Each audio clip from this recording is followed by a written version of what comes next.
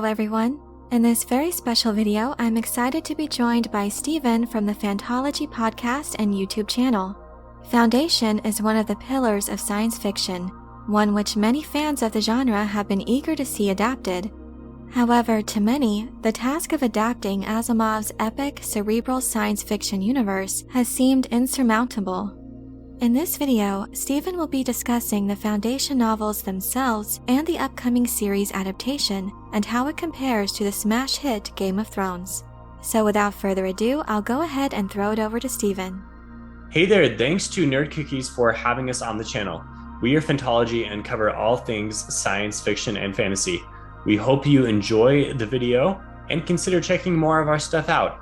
And don't forget to give Nerd Cookies the like and sub. Hey there, tech men, welcome back to another Fantology video.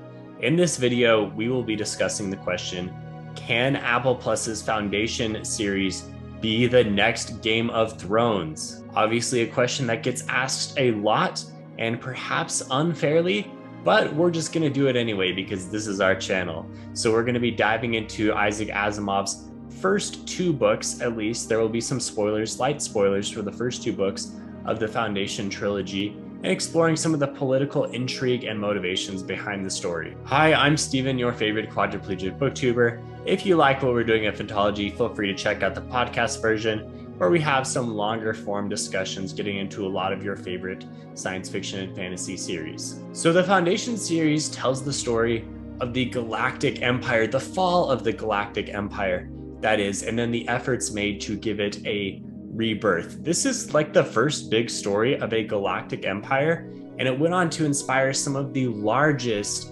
science fiction stories in the cultural zeitgeist, such as Dune and Star Wars. Within the empire, there is a mathematician, Harry Seldon, played by Jared Harris in the Apple Plus series, who develops a new cutting-edge science called psychohistory. Using mathematics, the statistical laws of mass action, and sociology, Seldon foresees the imminent and unavoidable coming of a new dark age and the fall of the Galactic Empire. Fortunately, he devises a plan to limit the effects of the imminent dark age by creating the titular Foundation, an organization devoted to preserving the science and civilization of the current empire, and then this is going to become the next Galactic Empire. Or at least that's what the plan is. The main conflict of the Foundation trilogy centers around putting Harry Seldon's psychohistory to the question. Will the Foundation be able to minimize the interim of barbarism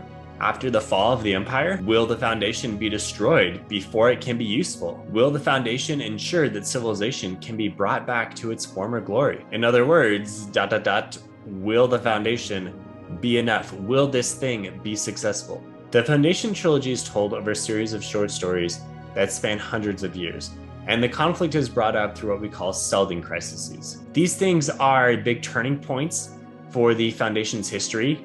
So can the Foundation survive? Can the very existence of the Foundation get past these moments? And they bring up the validity of psychohistory.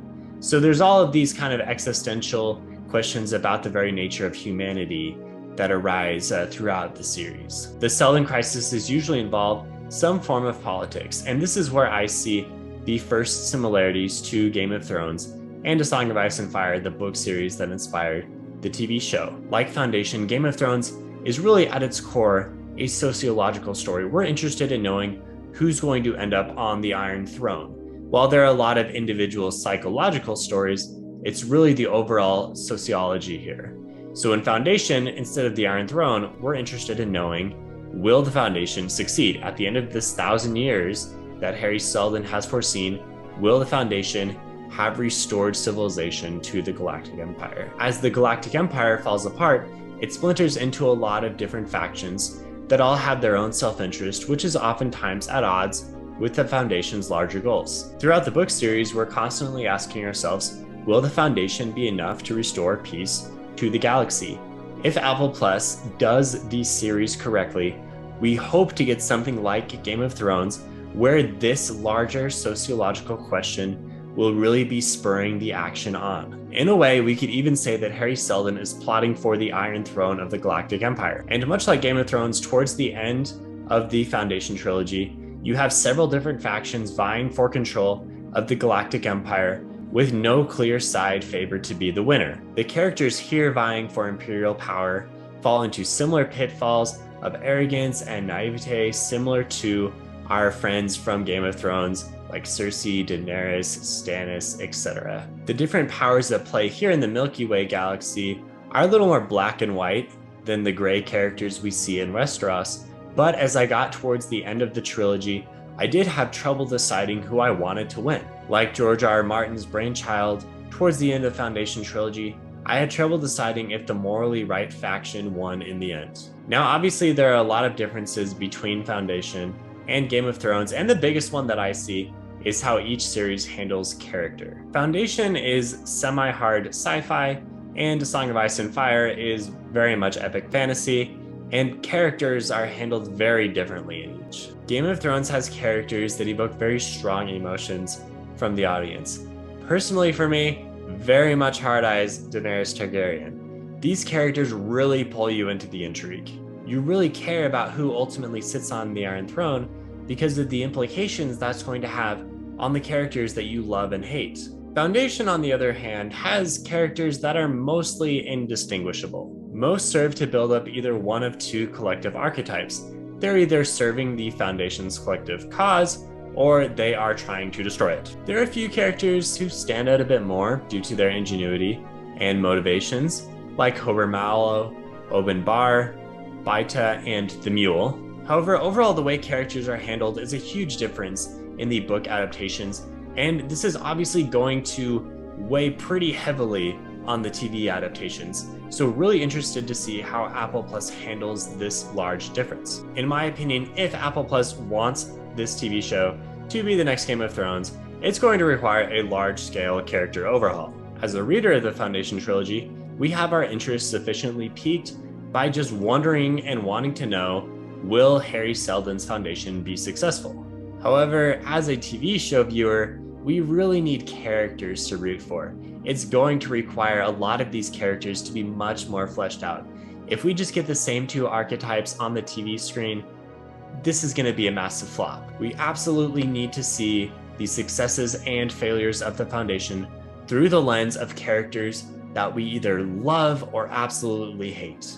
One more similarity worth mentioning between Foundation and Game of Thrones is the way that each treats the supernatural, the other. Both stories are grounded in the realism of their time, but have some elements that would definitely be considered outside the realism of reality as each knows it. For Foundation, the futuristic supernatural elements of the story could really kind of come out of nowhere to viewers. So I think it's going to be most successful if they kind of ground it in the same way that Game of Thrones did, by making a world that seems gritty and real, but then has some few elements of magical fantasticism as well. So what do we know so far? The TV show is coming out really soon, but we do have some trailers and information out so far. So can we expect this to be the next Game of Thrones based off of this information? Really, we don't know too much yet to answer this question, but I think we can safely say that it's trending in a good direction towards being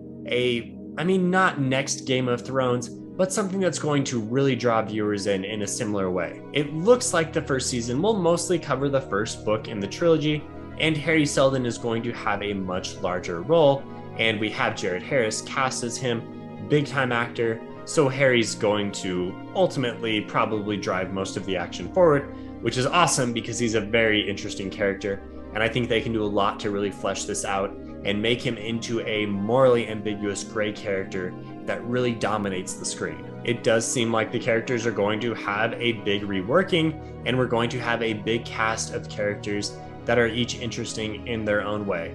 Again, it's hard to say this until we actually see the TV show drop, but from the trailer, it looks like we have a lot of interesting characters being shown up on screen. Apple has a great opportunity here with Foundation to really make this into the next Game of Thrones. The sci-fi Game of Thrones, we'll say.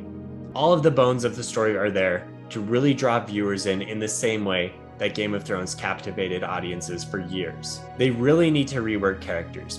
Can they do it? Absolutely. Will they do it? It remains to be seen, right? According to Wikipedia, the initial plan was to have about 80 hours of content.